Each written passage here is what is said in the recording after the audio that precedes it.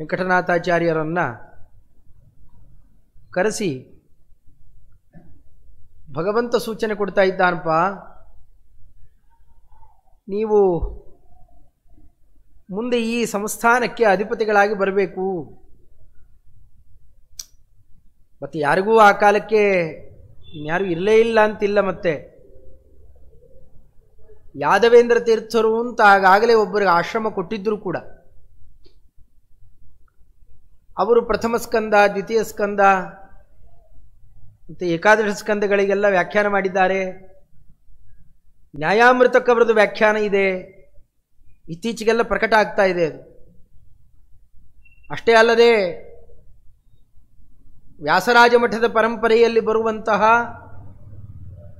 ಲಕ್ಷ್ಮೀನಾಥ ತೀರ್ಥ ಶ್ರೀಪಾದಂಗಳವರು ಅಂತ ಶ್ರೀರಂಗದಲ್ಲಿ ಅವರ ಮೂಲ ವೃಂದಾವನ,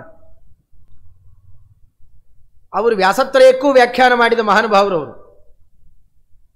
ಸಾಧಾರಣ ಎಲ್ಲೂ ಆ ಗುಣಗಳು ಕಾಣಲ್ಲ. ವ್ಯಾಸತ್ರಯಕ್ಕೂ ವ್ಯಾಖ್ಯಾನ ಮಾಡಿದ್ದಾರು, ನ್ಯಾಯಾಮೃತಕ್ಕೆ, ಚಂದ್ರಿಕಾಕ್ಕೆ, ತರ್ಕತಾಂಡವಕ್ಕೆ. ಅವರಿಗೆ ಉಪದೇಶ ಮಾಡಿದ ವಿದ್ಯಾಗುರುಗಳು ಈ ಯಾದವೇಂದ್ರ ತೀರ್ಥರು. ಅಷ್ಟು ದೊಡ್ಡ ಮಹತ್ವಪೂರ್ಣರಾದಂತಹ ಜ್ಞಾನಿಗಳವರು. ಇಷ್ಟೆಲ್ಲ ಇದ್ದರೂ ಕೂಡ ಅವರಿಗೆ ನೀವು ಮತ್ತೆ ಪೀಠ ಕೊಡ್ತೇನೆ ಅಂತೇನು ಅವರಿಗೆ ಇದು ಮಾಡಲಿಲ್ಲ. ಅವರಿದ್ದರೂ ಭಗವಂತ ಸೂಚನೆ ಮಾಡ್ತಾ ಇರೋದು ನಿಮಗೆ ಆಶ್ರಮ ಕೊಡ್ತೇವೆ ಅಂತಂದರೆ, ಅಷ್ಟಲ್ಲದೆ ಅದನ್ನು ಕಾರಣ ನಿರೂಪಣೆ ಮಾಡಿ ಹೇಳ್ತಾರೆ. ಶಾಂತಿ ದಾಂತಿ ಧೀರತಾ ಉದಾರತಾ ಚ ಚೇತುಸ್ತಾಸಾಂ ಮತ್ಪ್ರಸಾದೋ ಗರೀಯಾನ್ ವಿದ್ಯಂತೆ ಕಿಂ ದುರ್ಘಟಂ ಸಿಂಧುಯಾನೆ. ಮೊದಲು ಆಶ್ರಮ ತಗೋಬೇಕು ಅಂತಂದಾಗ, ಅಯ್ಯೋ ಇದು ದೊಡ್ಡ ಸಾಗರ, ಇದನ್ನೆಲ್ಲ ದಾಟ್ಲಿಕ್ಕೆ ನನ್ನ ಕೈಯಲ್ಲಿ ಆಗೋಲ್ಲ. ಒಂದು ದೊಡ್ಡ ಸಮುದ್ರವನ್ನು ಬರೇ ತೋಳುಗಳಲ್ಲಿ ಈಜಿತ ದಾಟಬೇಕು ಅಂತಂದರೆ ಹೇಗಾಗುತ್ತೆ, ನನಗಾಗೋಲ್ಲ ಅಂತಂದಿದ್ರು ವೆಂಕಣ್ಣ ಭಟ್ರು. ಅದಕ್ಕಂದ್ರು ಆ ಕಾಲಕ್ಕೆ, ಇಲ್ಲಪ್ಪ ನಿನಗೂ ದೊಡ್ಡ ಯಾನ ಇದೆ, ದೊಡ್ಡ ಹಡಗು, ಬರೀ ದೋಣಿ ಅಲ್ಲ ಹಡಗಿದೆ. ಅಲ್ಲಿ ಶಾಂತಿ ದಾಂತಿ, ಶಾಂತಿ ಅಂತಂದರೆ ಭಗವಂತನಲ್ಲಿ, ನೆನೆ ಹೇಳಿದಂತೆ ಭಗವಂತನಲ್ಲೇ ಬುದ್ಧಿ ಇರಬೇಕು. ಏನು ಕಷ್ಟ ಬಂದರೂ ಭಗವಂತ ರಕ್ಷಣೆ ಮಾಡ್ತಾ ಹೋಗ್ತಾನಾಗ. ದಾಂತಿ ಇಂದ್ರಿಯ ನಿಗ್ರಹ ಇರಬೇಕು. ಇಂದ್ರಿಯ ನಿಗ್ರಹ ಇರಲಿಲ್ಲ ಅಂತಂದ್ರೆ ಕಂಡದ್ದನ್ನೆಲ್ಲ ಬಯಸ್ತಾ ಸ್ವಲ್ಪ ಅಡ್ಡದಾರಿಗೆ ಹೋಗ್ಬೇಕಾದ. ದಾರಿ ತಪ್ಪಿದ್ರು ಅಂತಂದ್ರೆ ಕೆಳಗೆ ಬೀಳ್ತಾರೆ, ಅದಕ್ಕೆ ಅವಕಾಶ ಇಲ್ಲ. ಇದರ ಮೇಲೆ ಒಳ್ಳೆ ಧೈರ್ಯ ಇದೆ. ಧೀರಸ್ತತ್ತರ್ನ ಮುಖ್ಯತಿ, ಧೀರಶ್ರೀ ರಾಘವೇಂದ್ರ, ಧೀರ ವೇಣುಗೋಪಾಲನ್, ಅಲ್ಲ ಶಬ್ದ ತುಂಬ ಇದೆ ಅವರಲ್ಲಿ. ಅಂತಹದ್ದು ಆ ಕ್ರಮದಲ್ಲಿ ನಿಮ್ಮಲ್ಲಿ ಧೀರತಾ ಇದೆ. ಇದು ಸುಧೀಂದ್ರ ಸ್ವಾಮಿಗಳವರು ಅವತ್ತೇ ಆಡಿದ ಶಬ್ದ ಇದು. ಅಂದರೆ ಧೈರ್ಯ. ಧೈರ್ಯ ಅಂತಂದ್ರೆ ಏನು? ಧಿಯಾ ರಮತೆ ಅಂತ ಅರ್ಥ. ಯಾವಾಗ ಯಾವ ತರಹದ ಆಲೋಚನೆ ಮಾಡಿದರೆ ಆ ಕಷ್ಟದಿಂದ ಪಾರಾಗಬಹುದು, ಅದಕ್ಕೆ ಬೇಕಾದ ಒಳ್ಳೆ ಉಪಾಯ ಜ್ಞಾನ ಅದಿದೆ. ಇದರ ಮೇಲೆ ಲೋಭ ಮನೆ ಮಾಡ್ಕೊಂಡು ಬಿಡ್ತು ಅಂತಂದರೆ ಇದೆಲ್ಲ ಹಾಳುಬಿದ್ದು ಹೋಗುತ್ತೆ. ಅದಿಲ್ಲ. ಉದಾರತಾಚ, ಬೇಕಾದ ಔದಾರ್ಯ ಮಂತ್ರಾಲಿ ಪ್ರಭುಗಳಲ್ಲಿ ಕೇಳಬೇಕಾದನ್ನ, ಅದನ್ನು ಆಕಾರಕ್ಕೆ ಗುರುತಿಸಿದ್ರು. ಅದನ್ನೆಲ್ಲ ಹೇಳಿ ಇದೆಲ್ಲದರ ಮೇಲೆ ದೊಡ್ಡ ಹಡಗು ಹೋಗಬೇಕಾಗಿದ್ದರೆ ಅದಕ್ಕೊಂದು ಧ್ವಜ ಕಟ್ಟಿರ್ತಾರೆ, ಕೇತು, ಭಾರೀ ಬಟ್ಟೆಯನ್ನು ಕಟ್ಟಿರ್ತಾರೆ ಅದಕ್ಕೆ. ಅದೇನೇ ನಮಗೆ ಯಾವ ದಿಕ್ಕಿಗೆ ಹೋಗಬೇಕು ಆ ಕಡೆ ದಿಕ್ಕಿಗೆ ಗಾಳಿಯನ್ನು ಹೊಡೆದು ಎಳ್ಕೊಂಡು ಹೋಗುತ್ತೆ. ಹಾಗೆ ನಿಮ್ಮನ್ನು ಸರಿಯಾದ ಮಾರ್ಗದಲ್ಲಿ ನಡೆಸಿಕೊಂಡು ಹೋಗಲಿಕ್ಕೆ ಇದೆಲ್ಲದರ ಮೇಲೆ ಕೇತುವಿನಂತೆ ಒಳ್ಳೆ ಪತಾಕೆಯಂತೆ ನಮ್ಮ ಅನುಗ್ರಹ ಇದೆ. ಇಷ್ಟೆಲ್ಲ ಇದ್ದಾಗ ಯಾಕೆ ಆಲೋಚನೆ ಮಾಡ್ತೀರಿ? ಇಲ್ಲ ಆದರೂ ಆಗೋಲ್ಲ. ನೀವು ತುಂಬ ಆಗ್ರಹ ಮಾಡೋದಾದರೆ ನಾ ಮಠದಲ್ಲಿರೋಲ್ಲ, ಅಷ್ಟೇ ಬಿಟ್ಟು ಹೊಟ್ಟೋಗ್ಬೇಕಾಗತ್ತೆ ಅಂತ ಹೆದರಿಸಿಬಿಟ್ಟಿದ್ರು. ಬೇರೆಯವರಾಗಿದ್ದರೆ ಹೀಗೆಲ್ಲ ಮೊದಲೇ ಒಪ್ಕೊಂಡ್ಬಿಡ್ತಿದ್ರು ಅದನ್ನು.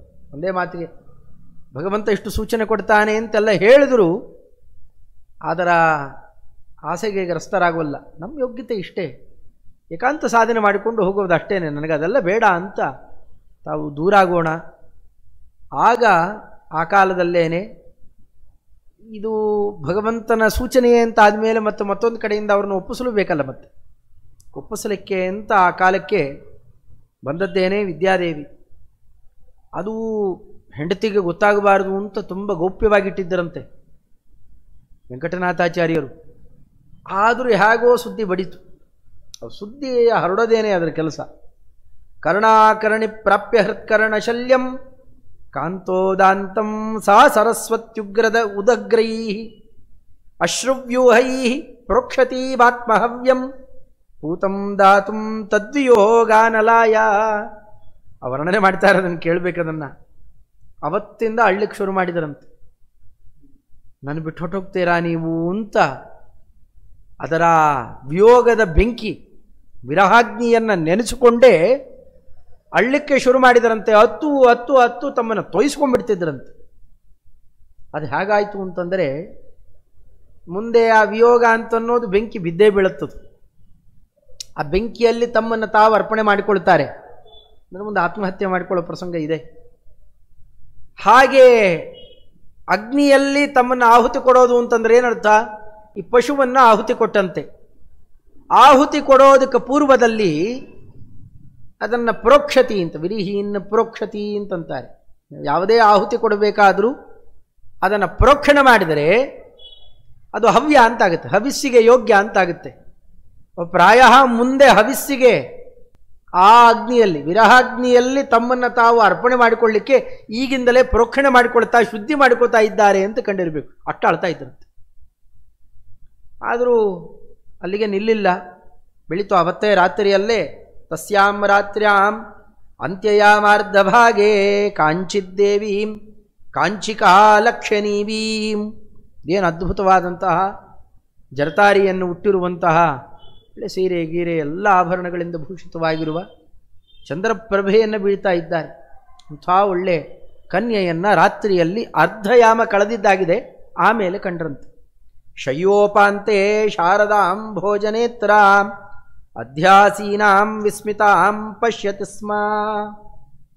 ಆಶ್ಚರ್ಯದಿಂದ, ವಿಸ್ಮಿತ ಪಶ್ಯತಿ ಸ್ಮ, ಆಶ್ಚರ್ಯದಿಂದಾಗಿ ಇವರು ಎಲ್ಲಿ ಮಲ್ಕೊಂಡಿದ್ದಾರಲ್ಲ ಆ ಹಾಸಿಗೆ ಹತ್ತಿರದಲ್ಲಿ ಬಂದು ಕೂತ್ಕೊಂಡ್ಬಿಟ್ಟಿದ್ದಾರೆ. ನೋಡ್ತಾ ಇದ್ದಾರೆ.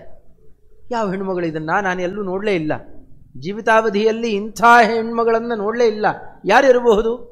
ಕೈಶಾಯೋಷಾ ಕಾಂಚನ ನರ್ಗ್ಯಭೂಷ.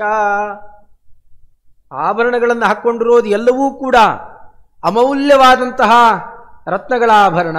ಆ ಸುವರ್ಣ ಆಗಲಿ, ವಸ್ತ್ರ ಆಗಲಿ, ಮುಖಮಂಡಲಾದಿಗಳಾಗಲಿ ಎಲ್ಲವೂ ಅತ್ಯಂತ ವಿಲಕ್ಷಣ. ಯಾರಿರಬಹುದು? ದೋಷಾಧೀಶಾ ನಾನನ ಚಾರುವೇಷ. ದೋಷ ಅಂದರೆ ರಾತ್ರಿ. ರಾತ್ರಿಗೆ ಒಡೆಯನಾದಂತಹ ಚಂದ್ರನಂತ ಮುಖಮಂಡಲ ಎದ್ದು ಕಾಣ್ತಾ ಇದೆ. ರಾತ್ರಿ ಅಂದ ಮೇಲೆ ಕತ್ತಲೆ ಇರುತ್ತಾ ಎಲ್ಲ ಭಾಗ. ಈ ಹೆಣ್ಣು ಮಗಳು ಬಂದು ಕೂತ ಮೇಲೆ ಕತ್ತಲೆ ಹೊಟ್ಟೋಯ್ತು. ಚಂದ್ರನೇ ಬಂದು ಪಕ್ಕಕ್ಕೆ ಕೂತರೆ ಹಾಗೋ ಹಾಗಾಗಿದೆ. ದೋಷಾತೀತ ಸಾಂದ್ರಧಮ್ಮಿಲ್ಲ ದೋಷ ಭಾಷಾದೇವಿ ಸರ್ವಸಾಕ್ಷಾನ್ ಮನೀಷಾ. ಎಲ್ಲರ ಬುದ್ಧಿಯನ್ನು, ವಿದ್ಯೆಯನ್ನು ನಿಯಂತ್ರಣ ಮಾಡತಕ್ಕಂತಹ ವಿದ್ಯಾದಿದೇವಿಯೇ ಬಂದು ಕೂತ್ಕೊಂಡ ಮೇಲೆ ಅಲ್ಲಿ ಬುದ್ಧಿ ಜಾಗೃತ ಆಗಬೇಕಷ್ಟೇ, ಇನ್ನು ನಿದ್ರೆಗಿದ್ರೆ ಇಲ್ಲ. ಆ ಕ್ರಮದಲ್ಲಿ ಎಬ್ಬಿಸುವಂತೆ ಬಂದು ಕೂತಿರೋಣ. ಯದ್ವಾ ನಾರೀ ಕಿನ್ನರೀ ವೋರಗೀ ವಾ ದೇವಸ್ತ್ರೀ ವಾ ಹಂತಯ ಕಾಚಿದಸ್ತು. ಯಾವ ಹೆಣ್ಣು ಮಗಳಿರಬಹುದು? ಕಿನ್ನರ ಸ್ತ್ರೀನ ಅಥವಾ ನಾಗಕನ್ಯೆ ಏನಾರು ಬಂದಿರಬಹುದಾ? ದೇವತಾ ಸ್ತ್ರೀನ, ಅಪ್ಸರಾ ಸ್ತ್ರೀನ? ಯಾರು ಇರಲಿ, ನನ್ನ ಪಕ್ಕ ಯಾಕೆ ಬಂದು ಕೂತಿದ್ದಾರೆ, ಏನು ವಿಚಾರಿಸಬೇಕಲ್ಲ ಅಂತ ಅಂದ್ಕೊಂಡು ಚಿಂತೆಯಂತಂ ತಮಿತ್ವಂ ಮಾತಾಡ್ತಾ ಇದ್ದಾಗ ಚೆಂದಾಗಿ ಮಾತಾಡ್ಲಿಕ್ಕೆ ಶುರು ಮಾಡಿದ್ಲಂತೆ ಆ ಹೆಣ್ಮಗಳು.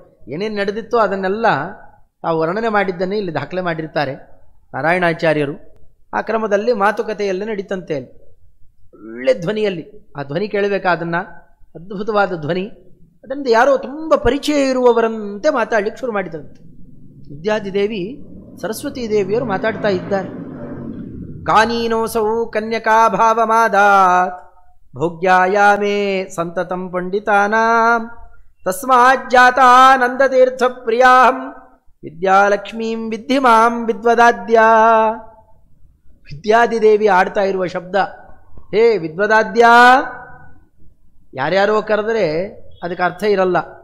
ಸ್ವಲ್ಪ ದೊಡ್ಡವರು ಯಾರನ್ನ ಕರೆದ್ರೆ ಬಿರುದು ಅಂತಾಗಿ ಹೋಗುತ್ತೆ.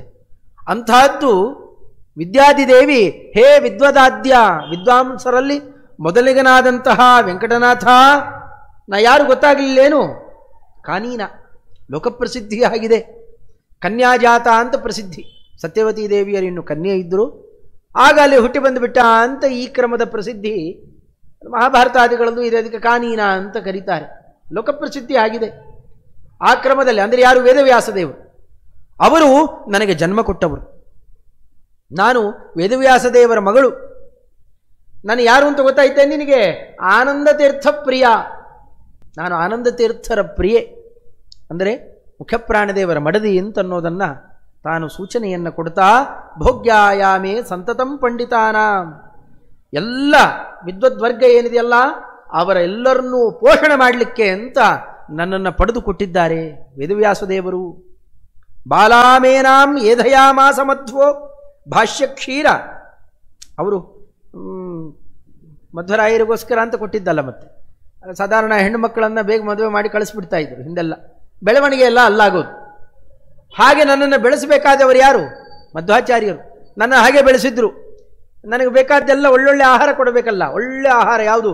ಭಾಷ್ಯ ಕ್ಷೀರ ಮುಂತಾದವುಗಳನ್ನೆಲ್ಲ, ಶ್ರೀಮದ್ ಭಾಷ್ಯ, ಮಹಾಭಾರತ ತಾತ್ಪರ್ಯ ನಿರ್ಣಯ ಮುಂತಾದ ಒಳ್ಳೊಳ್ಳೆ ಪೌಷ್ಟಿಕ ಆಹಾರಗಳನ್ನು ಕೊಟ್ಟು ಚೆನ್ನಾಗಿ ಬೆಳೆಸಿದ್ರು ನನ್ನನ್ನು.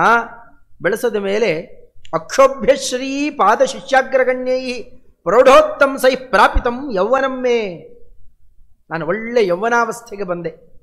ಆ ಯೌವನವನ್ನು ತಂದು ಕೊಟ್ಟಿದ್ದು ನನಗೆ ನನ್ನ ಅಪಾರ ಸೇವೆ ಮಾಡಿದವರು ಅಕ್ಷೋಭ್ಯತೀರ್ಥರ ಶಿಷ್ಯರು, ಪ್ರೌಢೋತ್ತಂಸರು. ಅವರ ಹೆಸರೇ ಜಯತೀರ್ಥರು ಅಂತ. ಅವರು ನನಗೆ ಒಳ್ಳೆ ಯೌವನವನ್ನು ತಂದುಕೊಟ್ರು. ಉರ್ವಿ ಸರ್ವ ಏನ ರಾಜನ್ವತೀತ್ವಂ ರಾಜ್ಞಾ ಹಂತ ಪ್ರಾಪ ಯತ್ಪಾದ ಭಾಜ. ಎಷ್ಟು ವರ್ಣನೆ ಮಾಡಿದ್ದಾರೆ ಅದನ್ನು. ಇಡೀ ಭೂಮಂಡಲ ಯಾರಿಂದ ಒಳ್ಳೆ ರಾಜನನ್ನು ಪಡಿತೋ, ಅದು ಎರಡು ರೀತಿಯಲ್ಲಿ.